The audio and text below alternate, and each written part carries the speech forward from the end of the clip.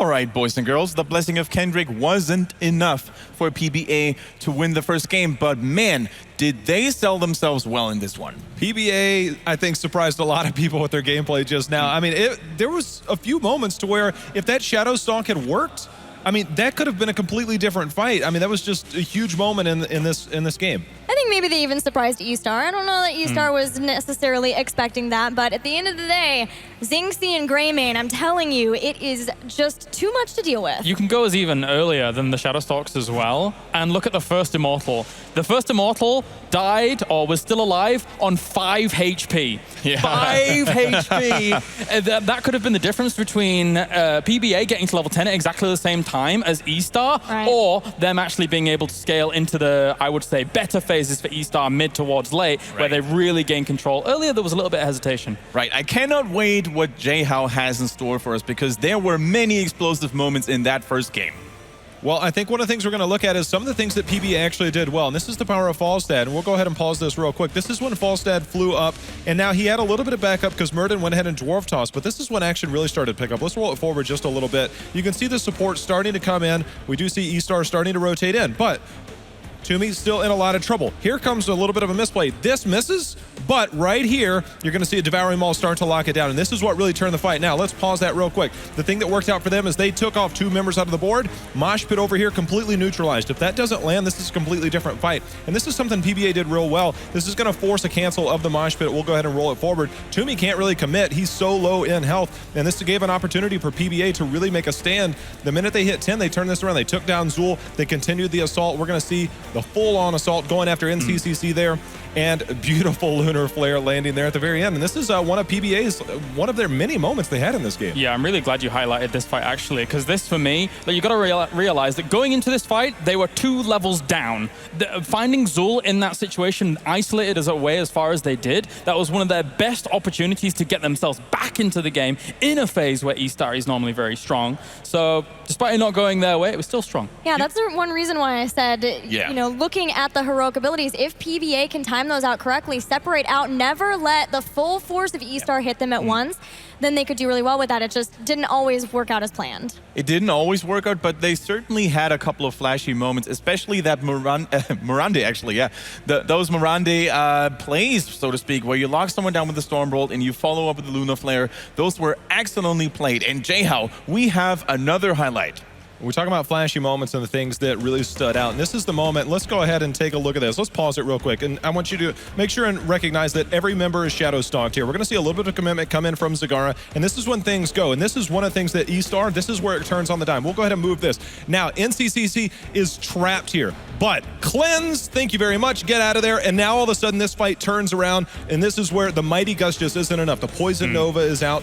He's rooted. We see the re-engagement from eStar. Beautiful ancestral landing there, and this is when things really turned around. It's 19-18. eStar forced this fight, and this is when things kind of went all over the place. We saw Thrall go down up in the top, and Murden back here just continuing to distract. PBA all trying to disappear, but look at Greymane. This is what Todd was just talking about. Greymane was feasting all day long. The fact that he was able to do that, I mean, it's just great follow-up there. That was also a really good highlight of how Zhao Ti and Naicha work together, something that you had mentioned to me too, and we got to talk about. The minute Naicha needed to leave, needed to get back, Zhao Ti burrow charged in to take off the pressure from him, and all the time it was just a distraction so that Xingxi stacked up could get into the back and just start wrecking all of the squishy heroes. And I hate to continue on the eStar hype train here, but they won and it's fair, so we'll keep doing that. Like, the thing is that something that really stood out to me was Tiger's positioning and Tiger's play. On the Rehgar, on the support, was still extremely aggressive. Even in that fight that you watched there, he was zoning out Tyrande and Falstad for a little while down there towards the bottom, because actually Rehgar doesn't die too easily to that, while PBA is kind of tunnel visioning onto a target that they think is low a little bit further away. On the flip side, though, Tiger was also out-positioned a little bit and didn't really land all the ancestor healings, right? Some of the ancestrals weren't actually on point. But let's actually take a look at what the second battleground is going to be. And I have a feeling that we will stay with the Diablo theme and go to Infernal Shrines. A little bit of a different battleground, different playstyle. Is it as team fight oriented as Battlefield of Eternity, Jay-How? I think it definitely gives them an opportunity to be able to do that because you know exactly where they're going to be fighting. Everybody's contending over the exact same point. I think that that's something that we do see. We've seen some interesting picks. This is another one of the teams that isn't afraid to run something like a Kerrigan on this map, and the Zool once again. So we're going to see if there's much of a contest over Zool, who's one of the stronger heroes on this map, Gilly. Yeah, I mean, they already show that they want to run Zool on Battlefield of Eternity, which is not something that we see as much as the Infernal Shrines, but eStar do really like that hero. And the Rhaegar you brought up, that's an interesting one for me too, to see Tiger on that specifically, and that's maybe why some of the Ancestrals didn't connect, is because in Gold League, they're way more focused on having Uther. So we'll see if that continues, the Rhaegar priority, or if it was just for that Battleground specifically. And it's funny that we see that first ban on Zool here, because I actually talked to Wolf during the game, and he said that it wasn't actually as much of a factor, but on this map in particular, when you have all that wave clear and all that split push potential, it makes a lot of sense. One of the other heroes that I like, obviously Zool has such good wave clear and he's so effective on the objective, but one of the other heroes that we didn't see earlier, but we probably will see this time, is Sylvanas. Yeah.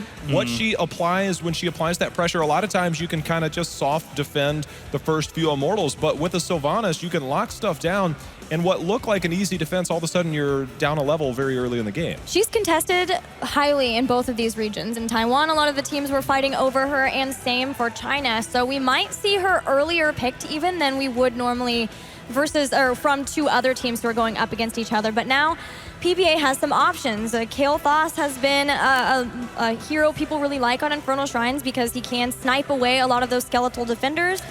They do like Sonya on this map as well, just to be able to start doing Right. the good old whirlwinds and cleaning things up. And it is a strong front line, and especially with the amount of control that they've had across these kind of positions, it could come out, but at the same time, I won't be surprised if they go back to their good old Muradin fun times. Right, they've been first picking Muradin so much, but it seems like in this tournament specifically, ETC has just brought more value to a team, but a lot of times it's because it's paired with the Arthas, but they're going to go ahead and grab Greyman, and I like that. Not only is he good for clearing out the shrines, but take him away from eStar. Yeah. Half ban. I'm curious if we will see an early ETC Arthas pickup. I wouldn't be surprised if we see Arthas picked up here very early on by eStar. That lends to a lot of what they're doing. But again, when we've looked at them historically, they're not afraid to run some different comps. We've seen them on a Brightwing. We've seen them on a Kerrigan on this map.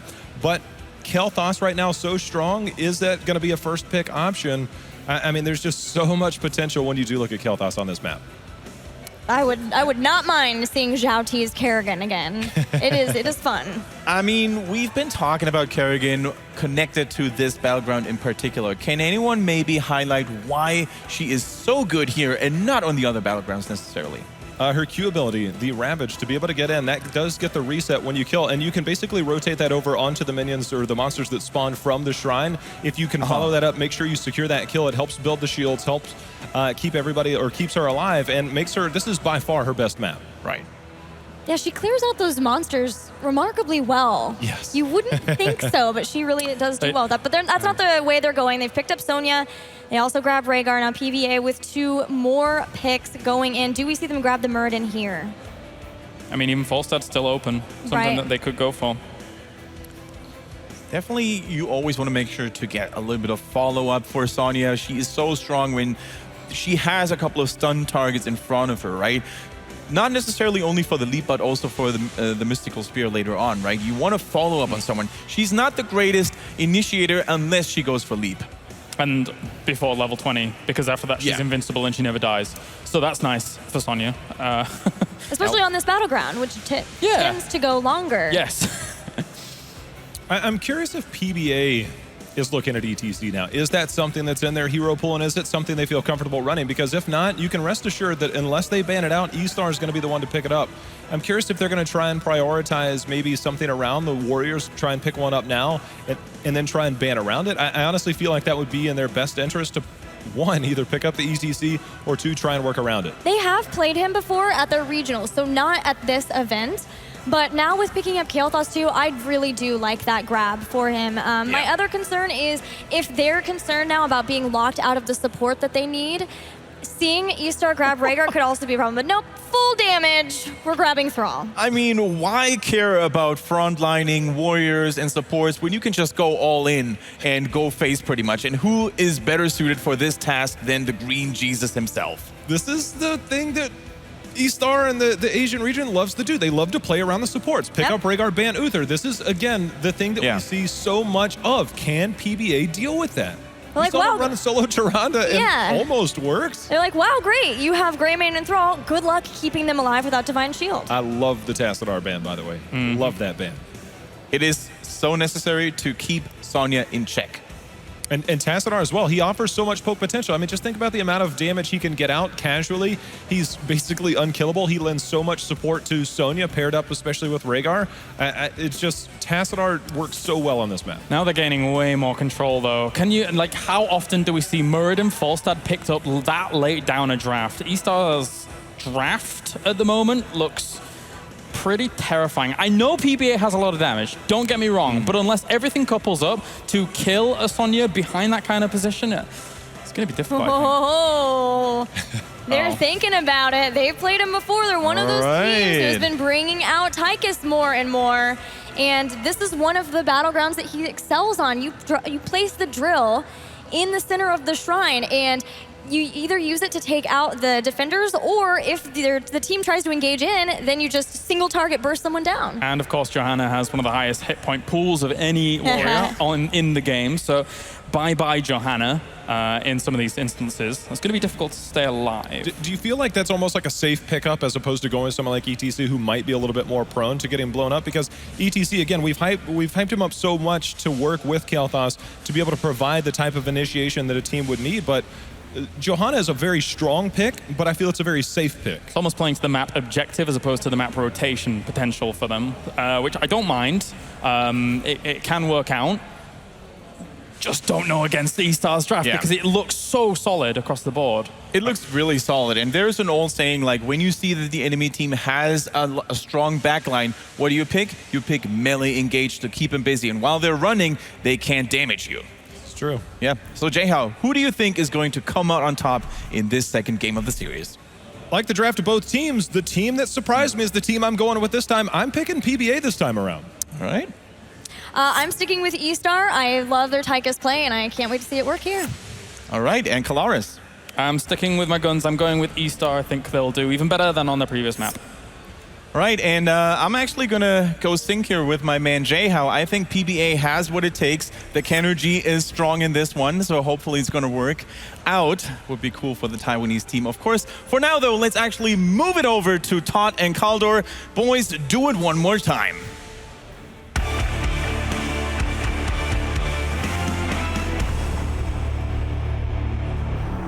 A 1-0 lead already for eStar, and well, Todd, we're going to head into game number 2, and it's going to be an exciting one. We have the Renegade back to business.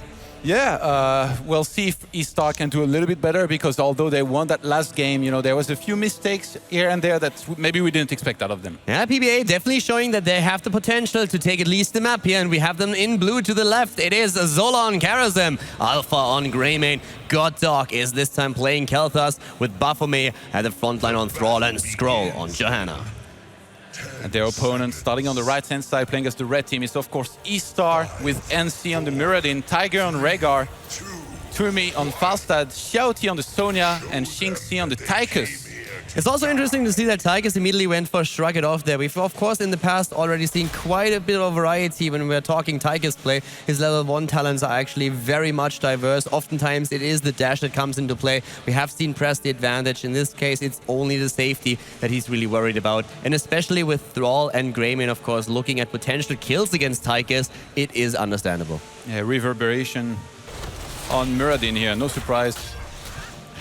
Well, for now, already a little bit of poke in the mid-game. Look at the top, though. There is a bit of a trap set up. Muradin is looking for an opening. Baphomet is playing it very safe. Is he going to overextend at some point? Doesn't look like it. Yeah, just like in the previous game, this is the same scenario, you know, like he knows that they could be there and could be going to try and gank him at any time. So he plays it safe, but at the bottom, Johanna gets caught here. Yeah, Johanna in a bit of trouble. Scroll moving back. Jingzi with the attempt for damage, but look at Toomey, who barely escapes. The problem is, of course, that Scroll is not so lucky. Johanna dying, and they are trying to go for Alpha 2, but he at least is safe for now. The owner and team captain of eStar here, Shouty, moves in, gets the snipe, and then eject safely to go back to the top, not even missing a single minion up there as well. Yeah, rotations were actually really strong here. Shouty moving down to the bottom, helping out with a kill, then moving straight up to top. There is not really a huge difference when it comes to experience. It's a slight lead, of course, for eStar thanks to the kill that they got here, but the rotation is still going on strong for PBA. They go from the mid down to the bot and are trying to just like get as much going for them as they can. Level 4 is the goal as the shrine is now being announced. How do you like Tigers here? I guess in a competition where there is a Johanna, a Thrall. I actually like Tychus like more and more in the meta. I mean, seeing him involved in the kill at the top lane against Thrall. This time Baphomet actually not being as careful. Tychus is really good with all the percentage damage that he can throw out, and especially his heroic ability can help on this map a lot. Oftentimes we see him against heavy melee front lines, since Tychus with the mobility wants to of course stay in the back a little bit. So in this case, it's Johanna that will feel a lot of pressure from Tychus. This is a good pick for them. Shouty is spinning to win here on that shrine so far, already getting 9 of the skeletons. He's basically alone. He doesn't even care here. The rest of the team is just covering him, watching him do the work. The kill Get in there, Sonya, and do your job. Yeah, the kill against Thrall was actually what already initiated that, and forced it even up at the top. So now it's experience lost for PBA. Yeah. Keep in mind that is, of course, a very different meta that we're seeing here also. We've been talking game number 1 a lot about the Chinese meta and their focus on aggression. Talking aggression, I'll find the backline. Here comes that Wolf going strong. Tiger already moving back. Forsted finally flying in, turning into a 5 versus 5. But Rhaegar had to tap the well and is now starting to come back as PBA is going for another push. Yeah, healing totem was selected on level 4, and it was very early. Muradin gets blown up instantly there, and eStar with another healing totem here. Gonna have to try and wait a little bit to get some more hit points. Zola was so close to dying, gets another healing through, had no dash ready, does again, they jump on Jingzi, Tychus, here comes Alpha, he wants the kill, but Tiger got enough mana for a healing, got that through. On the other hand, Kel'Thas in the backline is in trouble, Toomey secures the kill, but it is also Sonya that dies. The Punisher still in the hands of eStar though, and they are not done chasing, Todd. Yeah, they're gonna go for more here. Tiger moves in there, tries to get the snipe on Baphomet. Oh! He gets him, but probably not gonna get Oh up. my They get God! the Greyman as well. I can't believe it! They take down both and Tiger survives! What an aggressive play! They jump after Karazim! These guys are crazy! They just won't stop. Any opportunity that they get to try and get a takedown for themselves, they go for. And look at this behind this. Sonya goes back to the top, right back to soaking. Falstad's gonna stay in middle. They don't lose any experience almost. Insta replay, of course. Like, look at that engage. They go deep for the kill. Greymane falls. There's the trap against Karazim. Scroll goes in position for the dash. And but NC it's was like, I'm not going for it. enough. And Todd, keep in mind what I said in game number 1. It's really this aggression for team fights that as a Taiwanese team, they highlighted it when I talked to them. They said, like, we are looking for these engages. We're looking for these fights where we get high risk, high reward. And that's exactly what eStar just showed. If they lose Rhaegar before Greymane falls or before Thrall falls, they are going to lose 2-3 heroes there. So that was definitely a huge risk that they were running, but they got rewarded for it. Yeah, it's both teams here, I guess, in terms of engagement, gonna have to do a very good job here from now so far. eStar is leading 6 takedown to 2. They've got a level lead. They're in a fantastic position, really. Look at that camp pushing in the middle as well. Like, Johanna is struggling to defend against that. The towers are out of ammo here. And Now, I mean, one of They the don't do things anything. that's going to be really important here is that we currently see both the teams still on the same talent. And we have actually Johanna even waiting for her level 7 choice right now. But the reason why it's actually very important is that the chances for the next shrine to be fought on even talents are still pretty high. It's 1.5 levels until eStar hits level 10. So if that's the case, then PBA needs to make a big play there. Because their problem is that this is also a map that can snowball quite a bit. how do you like Greyman's build here with Wolf Hearts, Ice in the Dark? It's actually like a really common build. The Quicksilver Bullets as a level 7 talent, it gives you a bit more safety. You can stay in the back a bit longer, and then later on 20, when you pick the AoE damage on the shots up, then you have incredible wave clear at a very, very safe cost. So it's really an awesome talent to take. It's the more passive version of what eStar was running in the last game, where they committed full to the attack. But you have to think about like who's at the front line there. In the last game, Greymane had always at least 2 up to 3 heroes right next to him. With Rhaegar was even a 4th, so the chances of him escaping were always huge. In this case, it's a little bit lacking, so I like that they played a bit safer, especially given the situation in the game now. Knowing that the shrines were going to come up, Tiger went back home with the Hearthstone, made sure that he was full mana, full hit points, and he gets right back in there. And with level 10 closing in, you know, you talked about how we might see same talents, but it looks like so far eStar might be able to have their ultimates against their opponent that wouldn't, and that would be bad news here, obviously, for PBA. It worked brilliantly out for eStar now, and this is one of the reasons why we don't even see PBA going for the Shrine. They realize that they lost the Punisher here. They're just trying to soak experience, and eStar is going to look for a kill, and they find it. Yeah. They see Goddog, they go in. He has no chance in this situation. Great move by eStar. I mean, yeah, they can just leave Shouty on the Shrine anyway to get these skeletons. That was a very safe movement by Kel'Thas as well. He already moved to the safe part to the left side, but eStar was aggressively looking for a kill because they knew that they have the level 10. They see the opponent split, and they're just saying, guys, we're going to hunt them down now while we leave Sonya on the Shrine to take the objective. Very high-level game here out of eStar already in map number 2. This is the eStar that we know usually makes it very far in the Asian tournaments and usually only kind of ends up losing to MVP Black. That's how they're looking here right now. And they can actually avenge that record if they are taking MVP Black out in the group. But I mean, we're not there yet. PBA is still fighting for it, and they now have the level 10s. It's crazy, actually, that this is the next match here that we could have in this group in the winners match. Commandeer Odin has been taken right now. We had actually 2 heroes waiting for their ults. Karazim also has not made a choice yet. We don't see the drill. And here comes Odin, and they're going for it together with the Punisher. That's a huge amount of push power that they're rocking here at this point. They jump up to the top, where we're seeing Alpha in trouble. Alpha trying to get away. 7-sided use. They're jumping in full-set with a gust. Gets it in. They're slowed as well. What a hit with a boomerang, and Thrall is down. Yeah, PBA is absolutely getting slaughtered. Xingxi was so confident. He even dashed forward earlier here on the Odin. 8 kills against 2, level 13 around the corner. eStar, the Chinese team, is showing why they are one of the teams that everybody expected to get out of this group. Right now, they're going for the camps. They paint the map red. They're just making sure that they hold complete map control in their hands. It feels like first map was warm-up for eStar, and like now in map number 2, they're going for it, this time for real. They haven't lost a single tower or a wall. Everything's almost intact here in terms of structured damage. They really haven't taken any damage. I feel really that PBA's approach to the first map was a bit better than what we're seeing here right now. They're doing, in the early, on the first map they did fairly well, but now, as you already pointed out, eStar is just absolutely rocking this. They dominate.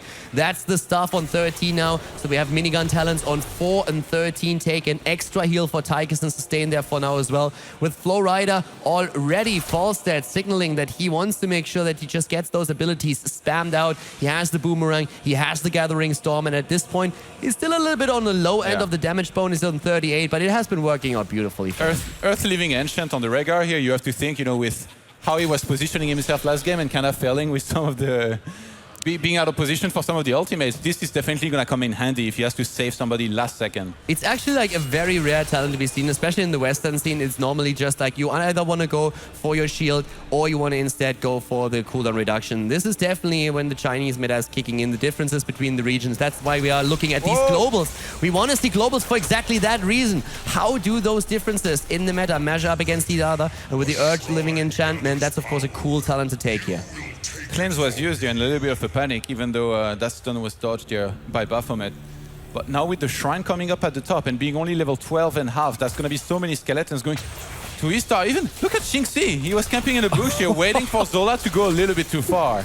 Zola dashing in and dashing out. I mean, they could still pick up enough experience to fight on 13 talents. And again, it's going to be Shouty on the Shrine alone, doing the job and making sure that they're collecting a lot of these skeletons. Meanwhile, the rest of the team tries to engage. eStar is waiting for a kill. They're looking for one, but look at the top. Scroll wants the wave. They want the 13. They're not gonna get it. It's so close, but now finally they pick it up. This is their chance to fight. They have an opportunity to fight on even talents now. We're seeing them with the Pyromaniac. The giant kill on Thrall is gonna be super important. Hold your ground for Johanna. Survivalist, everything here for them. They start to engage, but eStar is jumping in. Yeah, Johanna is trying to tank as much damage as she can. eStar just pull back. They're happy with just being patient here, leaving Sonya to collect more skeletons for now. Yeah, once again running wild, also taking on Greyman. He looks for an opening. Johanna at the front with a peel. Baphomet trying to isolate. Nobody using his ult just yet. They need to blow someone up. 22 versus 11 minions. They're moving in again. PBA is looking for the opening. eStar is being so patient. They're saying to PBA, you're either gonna take a bad engagement into us or we're gonna get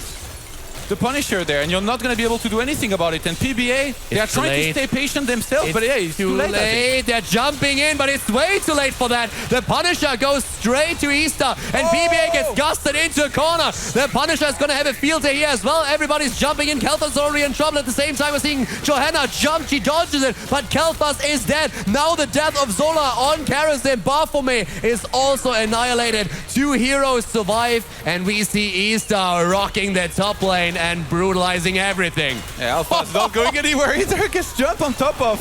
He's gonna go down as well. Pretty big misplay here for PBA. Yeah. That was way too late for an engage. At this point, you let the Punisher go.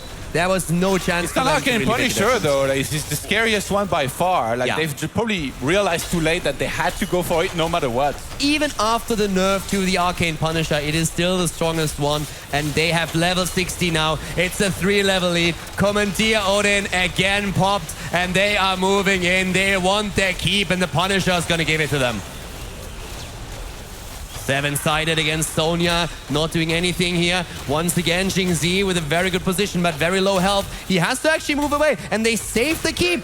They save it. That was actually well played. Once that Sonya started going deep, 7-sided was true against her. Tychus blown to pieces. Well done, God Dog here with a godly move. I'm liking it. He finally found, I guess, some sort of opening here to make something happen, and I caught him out of position. I mean, blew him up. The damage on their side it's really all about Kel'Thas. 29,000 throws. They might go for an engagement here because they got a big snipe, by the way. Yeah, I mean, they have to do something. Scroll has vision over there on the right-hand side, camping in that bush. Here we go. They're jumping in. It's a 5 versus 4. It's the one chance that they have. Thrall is not there. Thrall is not even there. That's the reach problem because they're still down a talent. Thrall is making his way on 7-sided use, but he's so low. He's trying to dash away. Zola escapes again. The Ancestral hits Sonya. Gust used. They're jumping on Johanna though, and Baphomet is also low. Again, Karazhan with a save, but it's just simply not enough. A 4 versus 5 here. That eStar is just gonna win. I guess Thrall not being there from the start of the fight is not gonna do it for PBA. And they almost get wiped out here once more with just Greyman surviving this time. And Tychus comes back to the fight. What's up? Starts looking some XP in middle. eStar, they play a fantastic game now. 16 kills to 3. We're seeing them with a 3-level lead. 18 versus 15 now. The extra talent. They barrel through the mid lane and they show no mercy. They're trying to take down the keep here. The next Punisher is going to spawn soon too. Alpha is there. He's doing what he can. He has to be careful that he doesn't die. 66 extra damage by now on Falstad. Their keep is gone and the damage output is just insane. They move back and now, of course, they have the best chance to go for a Punisher and maybe even get the core. eStar's numbers are crazy. Oh, yeah. 16 takedowns against 3, and in terms of healing and damage tanked, they're just so far above their opponent in everything. Look at Tychus. 40,000 damage. He is ahead of everybody else. Tychus with his minigun is doing whatever he can to keep the opponent low. And it has actually shown, especially Johanna and Thrall are having huge problems at the front line. Whenever they are in range, Tychus is focusing on them and they have to back. And Karazhan, he is trying so hard to heal all of it out, but really struggling to make it happen. Johanna has actually felt like really fragile this game. Every time she goes forward, she just falls so fast.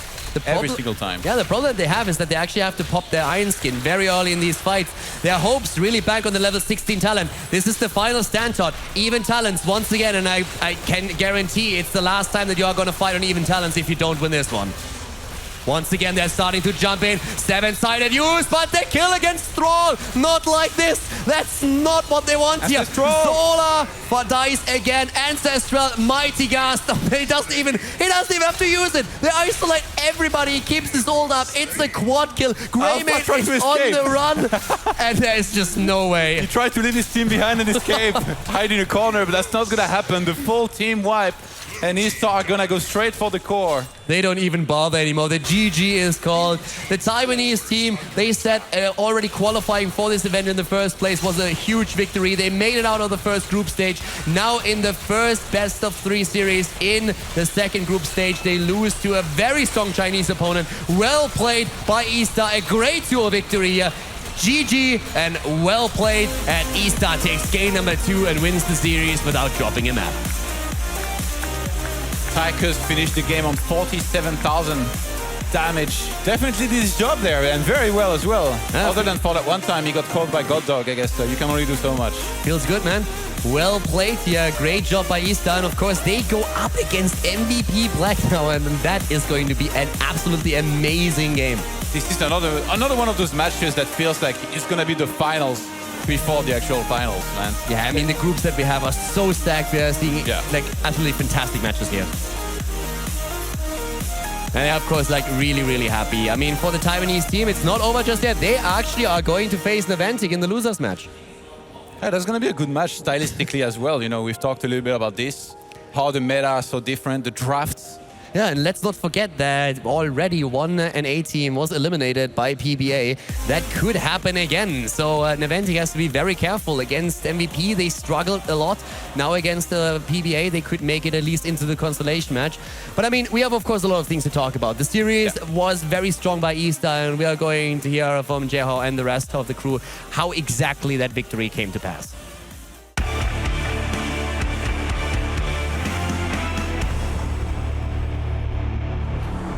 Please buff Arthas, they fought valiantly, but in the end, it was not enough to take down the Chinese dragon that is eStar Gaming. Especially in that second game, guys, we gotta be honest, eStar Gaming, they showed their claws and they used them to annihilate the defenses of PBH. Well, anything that stood out to you in comparison to game number 1? To say that they figured out their opponent is an understatement. I mean, they completely dominated that game in dramatic fashion. The fact that they were able to take such a strong stance. This is a map that you guys talked about where aggression actually applied to their rotations. We saw it very early on, Kalaris, and the fact that they were able to rotate and get early picks and get them throughout. Yeah, that's true. I said in the previous game, I'm like, I'm impressed by Tiger's aggression. And then this came along and he survived on 5 health and killed 2 people. I'm impressed by his aggression. On his side of the map, past forts, I'm like, all right, Tiger, just chill out, mate, chill out.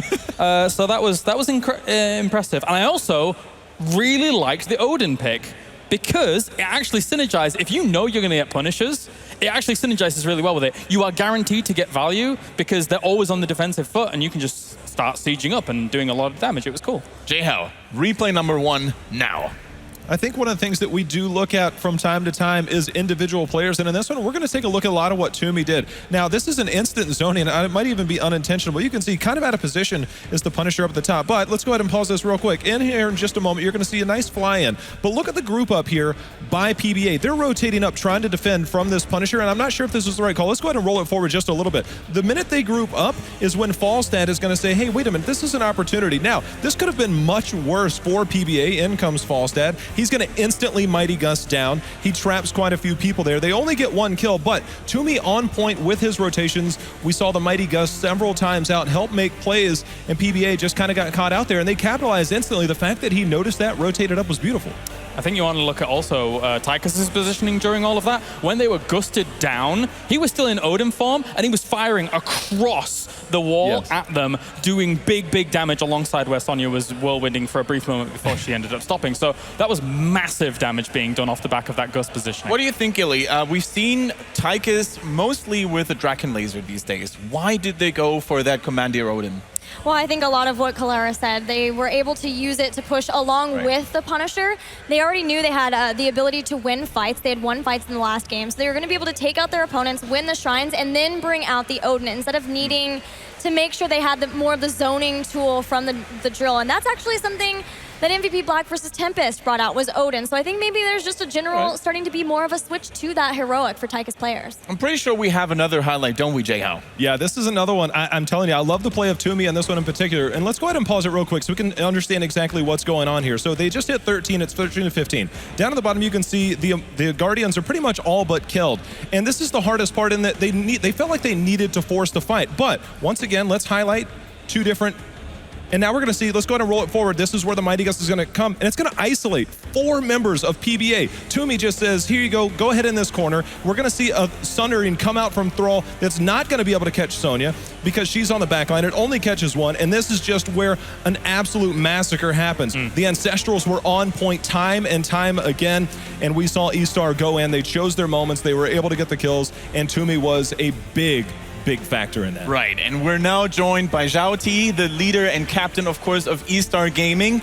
Welcome to the panel. We're now just going to wait until the replay's over. Yeah, the flyover here from Toomey once again. That's where he used the flight. That was kind of the exciting part, is that he was able to once again, Zhao Ti, welcome to the panel, and congratulations on your victory against PBA. Now, we have to ask you, did you expect PBA to play so well in Game 1, and what changed in Game 2 that it was so one-sided? 首先恭喜你已经获得胜利。那你觉得 PBA 打得好吗？好像第一场他们打得蛮好的，然后可是第二场你们看起来就非常的很厉害。那你觉得什么？第一跟第二场有什么分别呢？就第一场的话，我们还没有正式进入状态，然后最近练习都比较少吧。然后我觉得第一场就是没有把差距拉开，就是我们有很多的失误吧。然后第二场的话，我觉得算一个我们正常发挥。对。So because we haven't been able to practice much lately, so I think the game 1 was kind of like a warm up for us. We made a lot of mistakes, but in game 2 we performed like we usually would as a team. Right, we could definitely see that. Now, Kiloweed is eager to ask you some more questions.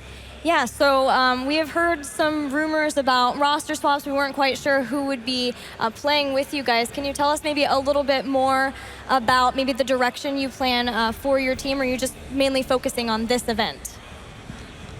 你的团队你有没有好像更改一些选手吗？还是你们会一直在一起玩呢？就是我跟那个 NCCC 就是说打完这一次就应该会退役，然后我们这个阵容就是在一起打了差不多从疯狂英雄开始到现在一直在打，对。After this event, me and my teammate NCCC are thinking of retiring from the scene, and we have been very old teammates since previous games, so we will retire together. All right. You now will go up against MVP Black, and the last match that you played versus them was amazing. So have you been planning anything specific to try to take them out? 下一场你们会打 MVP Black， 那你有没有这样特别的战术想应付他们呢？我们跟 MVP Black 交手过很多次，但是我们总是以比较就是打得很焦灼嘛，然后还是输了比较多。MVP Black 很强，然后我们也会全力以赴去对待他们。We don't have anything special planned because we have fought against MVP Black multiple times. So even though we lose quite often against MVP, we will try our best and we will see if we can beat them. All right, thank you very much, Zhao Ti, and good luck to you and your boys for the upcoming match. 祝你好运。 Thank you.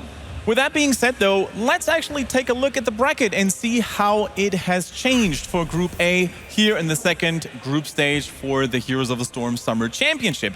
As we mentioned earlier, or a few seconds ago, in fact, the winner's match is going to consist of the matchup between MVP Black, the reigning world champion, against the finest team on paper that China has to offer. This is certainly one of the big games that every Heroes of the Storm fan is looking forward to. In the lower bracket, we see Team Naventic against PBA, who admittedly looked very strong in the first game against eStar, but as Zhao Ti was just pointing out, it was more of a warm-up and practice match, so it remains to be seen how strong PBA can fight against Naventic. Guys, if you see those upcoming matchups in both the winner's match and the loser's match, is there something you're looking especially forward to? I mean, first off, it's Clash of the Titans, but I'm more interested in the fact that we have PBA versus Naventic. Now, Naventic, that was their first set of the day, and they went against arguably the best team in the world. Can they try and get back into this with a win over PBA is kind of the biggest thing that I'm looking forward to. The potential's there. It would be devastating for them to go out to PBA this early. It would be, but I already have my eyes set on eStar versus MVP Black. I had the pleasure of casting the best of 7. That was the Gold League finals between those two teams. And no lie, I think that was the best match of the entire summer regionals across the board. It was absolutely stunning, and I can't wait for that best of 3. I'm sad it's just a best of 3. I think if I look at the next 2 matches coming up, I think Naventic just has to play to their strengths, and I think mechanically they are better than PBA, so they should just not do something weird in draft, just play normal and be okay, and I think they will move on. And then looking at MVP Black and eStar, if I look at that series from eStar just then, I'm slightly concerned for them going up against MVP Black. I know that they said the first game was a warm-up, and I know that they were strong in the second game. I just don't know if that level of play can contend against MVP Black at the moment. Against someone like MVP Black, you have to be at 100% performance in the very first one, because otherwise you will get punished heavily. For now, let's actually also take a look at what the bracket is now looking like. The teams have, the groups, of course. There we go. Group A, of course, consists of eStar Gaming and MVP Black, who both are now 1-0. PBA and Naventic, they are down 1 game. Still not out of the tournament, though. As we mentioned earlier, it's a double elimination bracket, so they have 1 more shot. And then Group B, of course, which is equally stacked. X Team, Tempest, Dignitas, and My Insanity. A very heavy focus on the European teams, but they will be shown tomorrow for you guys. And man, Kalaris is smiling like a baby here, like a happy baby. Loving it. I'm looking forward to Dignitas versus My Insanity. That is going to be great fun. Not even sure who's going to win. You can't say that for sure. No. It is actually the first regional champion against the second one, and both of them, when they won their respective titles, looked flawlessly, and you cannot actually prospect anything out of that. For now, though, what we can tell you guys about is something that Blizzard has planned for you. There is a special action going on here between the 24th of June and the 27th of June. You will be able to play all the heroes for free. It's an all-hero rotation, so grab your friends, pull them into the game, and say, you know what, we're going to play together. You don't even need to buy heroes. You can just pick whatever you want. Also, we have to mention our good friends at The Score Esports, your best source when it comes to checking scores online about Heroes of the Storm and other titles, of course, as well. Checking out the latest news. So definitely an app that we do recommend. For now, we'll go into a short commercial break, but we will be very happy to see you back in a few minutes. It's, of course, the losers match that is going to come up. PBA versus Naventic. Last chance for NA to redeem themselves. So don't go anywhere.